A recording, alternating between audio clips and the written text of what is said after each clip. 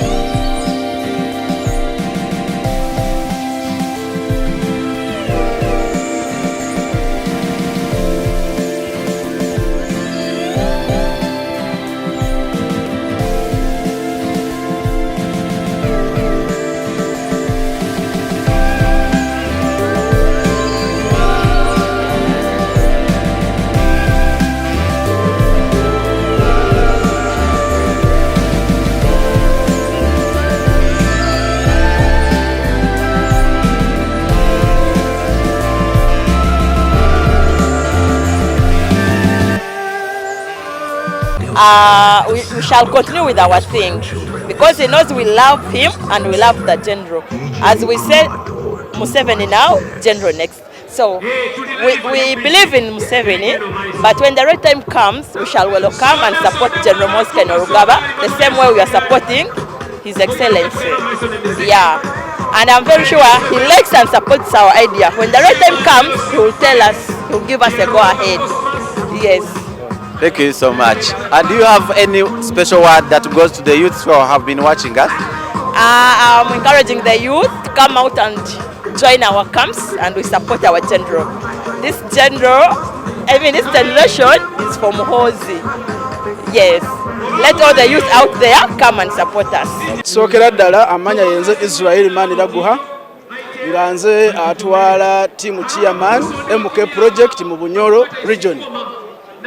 Soka kya mukisa mulungi nti ne president butwabaddawo n'agamba nti ebyuma bifudde ne standby generator ekoze.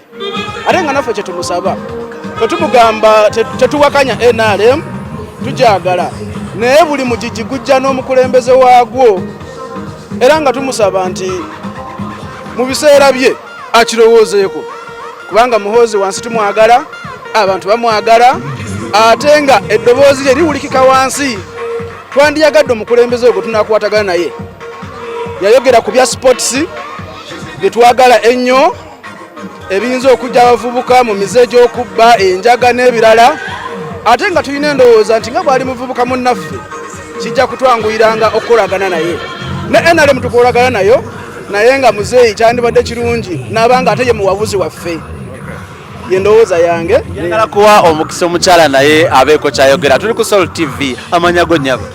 Mulumba Helen. Okay. Oli bulungi? Okwogera kw'omukulembeze w'eggwanga yagambye abavubuka abawagira General Muhoozi nti baagaana okwegatta ku group sembi ne basalawo okuwagira General Muhoozi. Ensonga eyo gyogerako ki? Of course, General Muhoozi is our brand. MK is our brand. In him we have faith. We know at an appropriate time he will lead this country. And we do request the president, of course it's only within his mandate, to relieve him of his duties, official duties from military. We would wish to enjoy his company in a civilian life. Okay. So it's our prayer that our president relieves him of his official duties from military at an appropriate time. Abavubuka abe NRM Masindi district ntwala omukisa guno okweyanza mukwano gwaffe Balaam Barugahara okutuleetera president Masindi ne development Balaam nga zalese Masindi azimbye radio azimbye 5-star hotel mugirabye Woteri y'amaanyi mu region teriimu ate ne president mweyanza ntino amuwadde support okubeera nga ntino akola ebintu bino amubeereddewo yatwala amagezi ga president gabadde awa bannayuganda okulaba ntino developments bazizze ewaka